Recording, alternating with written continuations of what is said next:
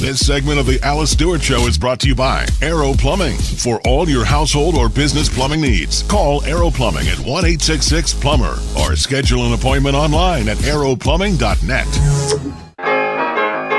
And we're back on the Alice Stewart Show, 7:35, 25 minutes before 8 o'clock. Joined in studio here with Julie Benefield, Republican consultant and strategist and owner of the Benefield Group.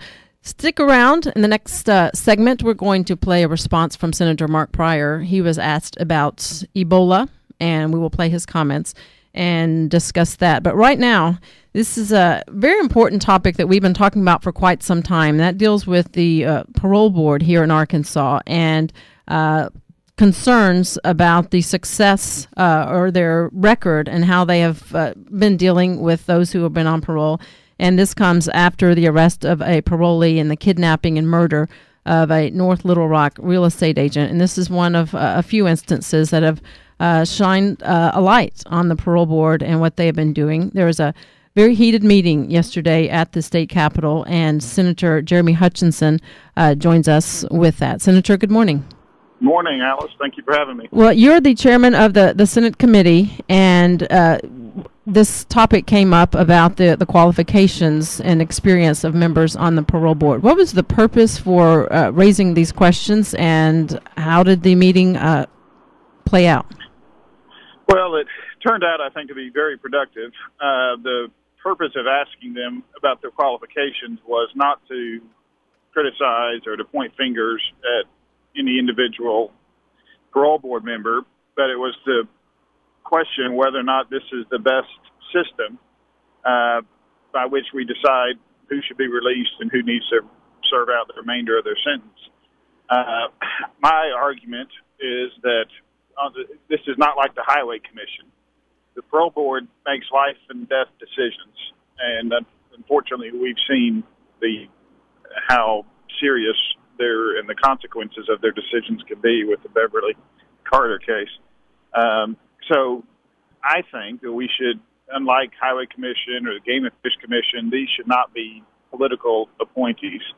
I think we need true professionals, criminal psychologists, people who stay at the prison system and know these inmates, don't just review a file, but actually know their history of their behavior while they're incarcerated, their criminal record, and then can see through, they do an interview. One member of the parole board interviews each applicant for parole, and they do the best they can, and I wouldn't be qualified to interview somebody and be able to determine if they're lying or if they're a psychopath or, and I don't think they're qualified either.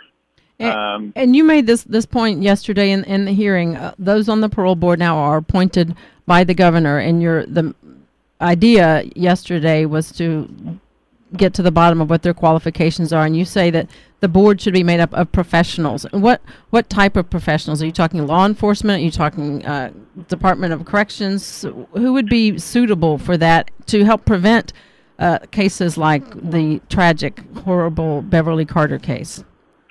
Well, that's a good question. I don't think we have a firm answer yet. I think certainly we should have on that board a full-time professional criminal psychologist, profiler, whatever you want to call them, that it's not an exact science. We're never going to be perfect. Somebody who's trained in detecting whether a criminal is lying, trained in detecting whether somebody has psychopathic tendencies. We're lacking that currently on our parole board, and I don't think we've ever had that on any of the parole boards. And I don't think we can tell the people of Arkansas that we're doing the best we can in deciding these cases until we bring in somebody who is truly qualified as you can be in making these decisions. So the meeting, it appeared to be hostile toward the board. I regret that. It wasn't intended to be. It was intended to get to the bottom of the systemic problems that we have, not to, again, point the finger at any particular board member, but the systemic problems we have, one of which Senator Sanders brought out, which is transparency, what the public information that they're making decisions on are not completely open to the public. And then I think one idea I had was that we should require a unanimous vote of the parole board. It takes a unanimous vote to convict somebody, and the jury wanted them to serve so many years. And in order to alter that sentence, I think we should at least require a unanimous vote of the parole board. And then, like I said, having a professional board, not political appointees. And one of the other issues that was addressed at the meeting yesterday was the salary for these board members. And we're looking at upwards of $80,000 salary for some of these folks. Why was it important to make that point, disclose that information? Well, I don't find it that important. Other members certainly did and asked those questions. But what it does tell us is that there's plenty of flexibility within the budget to bring on truly professional criminologists or criminal psychologists. They not only, some of them, they go range from I think it's $82,000 to over $100,000 for the chairman, and they get a car allowance. I mean, there's, and I'm not saying they don't deserve it. They work hard. There's a lot of responsibility on their shoulders, but there's certainly room within the budget to make changes without costing the taxpayers any more money. And I think that was the point of those questions. Well, and that's the key. A lot of folks look at this and say, oh, does this mean we're spending more money on jails and prisons? And it's really a public safety issue. And I think you, as well as Senator David Sanders, have done a fine job of keeping up with this, and specifically with the parole board.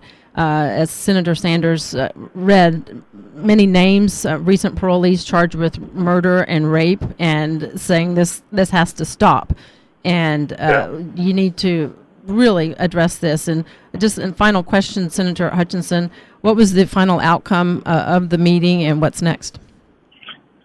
Well, eventually, one of the parole board members apologized, which I think went a long ways to making it a productive meeting, because then the conversation really began on how we can improve it. The legislature is not without fault. There are some statutory changes that we need to make that were brought out. And I think by the end of the meeting, it was agreed by everybody that there are going to be changes. The legislature is going to act. We're going to fix some statutory issues for sure that we need to address. And then I think there's consensus that there's going to be changes to the parole board. The parole board obviously doesn't want to follow my lead and make it a professional board and lose their jobs. But I think they did express a willingness to work with us and try to find some solutions to change the systemic problems that we currently have. All right. Well, we will certainly be following this very important and important questions that needed to be answered to make the life-saving changes there with the parole board. Senator Jeremy Hutchinson, we appreciate your time. Thank you. Thank you, Alice. All right. Have a great day. We'll take a break, and when we come back, we will play some audio of an interview Casey Hunt did with Senator Mark Pryor. He was asked about the Ebola situation that we just talked about with Julie, and his thoughts on how the administration is responding to the Ebola crisis. We will play that coming up right after this break. This segment of the Alice Stewart Show brought to you by Aero Plumbing. For all of your household or business plumbing needs, call Aero Plumbing at 1-866-PLUMBER or schedule an appointment online at aeroplumbing.net.